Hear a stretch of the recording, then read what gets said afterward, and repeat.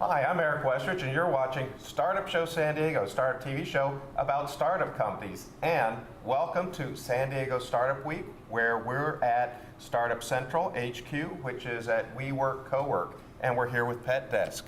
Shawn and Shona, welcome. Hey. So, PetDesk, why? What made you do that? What was the pain that you went to solve? Well, I'm a cat owner, which means I literally never take my cats to the vet, and I'm exactly the pet parent that we're trying to reach, to be like, hey, you love this thing, you dress it up and you name it and you give it a personality, you should actually prioritize its care and make it super duper easy. I'm that terrible little millennial generation, so I hate talking to people on the phone, and that is literally what the app does. So if someone like me is super duper lazy, obsessed with their cat, all of a sudden, what is annoying and you never ever do and you put off, you can just get done. So easy pet care. Yeah. Easy pet care for millennials and the rest of us. Very good. So, Shawn, what did you decide to do about this? Well, we wanted to connect pet parents with pet care providers and make that communication easy. A lot of times communication between like vet clinics, for example, and pet parents is kind of annoying. They chase you over the phone trying to get you to come in. And then you have to return their message, or you have to listen to the voicemail in the first place. So we're helping pet providers like vet clinics reach their customers where they are, which is on their smartphones. Okay, so is that where you call them or they call you, or how does that work? Hopefully no one calls anyone. If you use well, the you app, said right? phone, so there is an app. Yeah. So it's not a phone call. Right, exactly. You It's can like do requests to the app, you can get your medication requests to the app. Eventually you have to show up at the vet practice, but that's the good part, you know, where they give your dog or cat treats and they actually care for it and you leave feeling happy and hopefully not with a huge bill. But all of that stuff without a phone call, which would hopefully make me as a pet parent happy, but also the staff at that clinic, because all they do is answer the phone, sometimes with nice people on the other end, sometimes with not so nice people on the end. So if we can cut down on those calls, they can have a happier day, they can spend more time scratching puppies behind the ears, and everybody wins. But it's like Skype with the databases and all the records behind it. Did I get that right? Yeah. There's a lot of vet databases, and we sync with a good chunk of them, a little bit over a dozen. So we can work with most vets, pull in all of the records, the history, the vaccinations, all that good stuff. So when you start using the app, it's all actually magically there.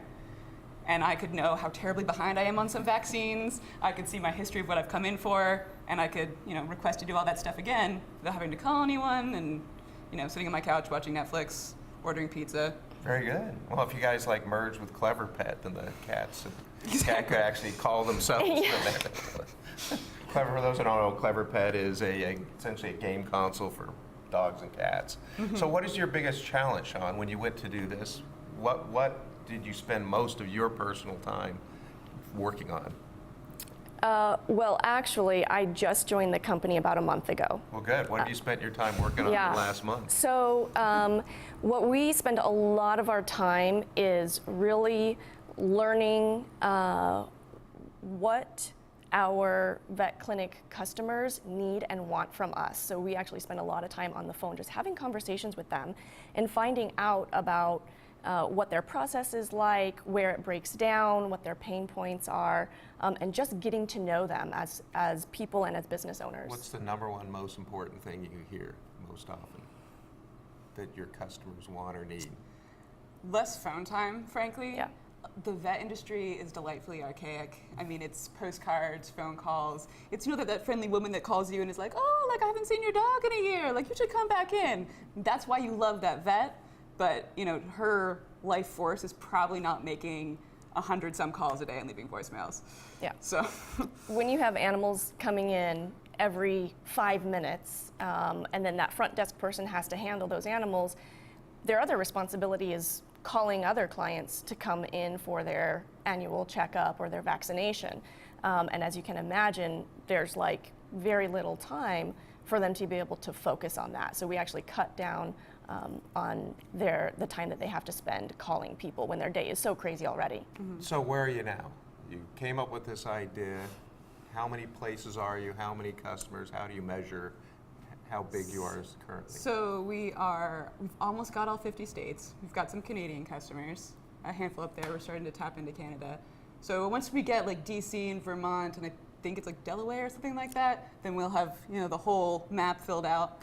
And right now we're trying to really focus on the vets, but after that it's more of other pet care providers, so groomers and boarders.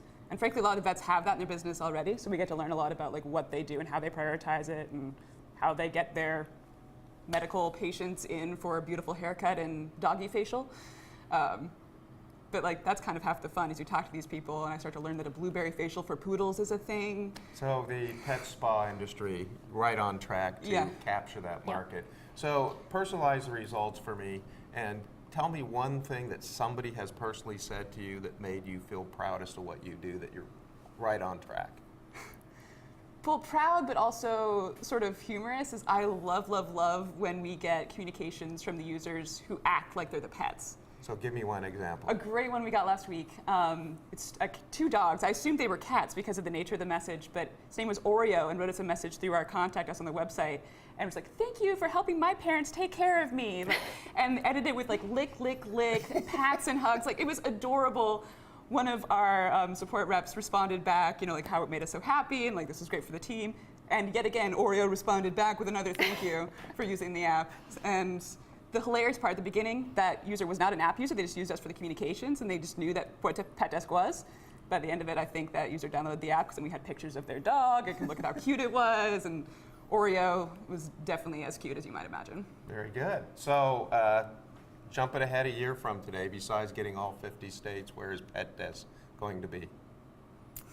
Well, we will probably be ready to plan our expansion into other pet services like grooming and boarding. Training So too. maybe even have your first pet spa by next year. We time. could. Great. So the most important question, if somebody wants to learn more about PetDesk and you, where do they go? PetDesk.com. PetDesk.com. So thank you for what you do, and thanks for being here, Thank you. Yeah, thanks, Eric. and thank you for watching.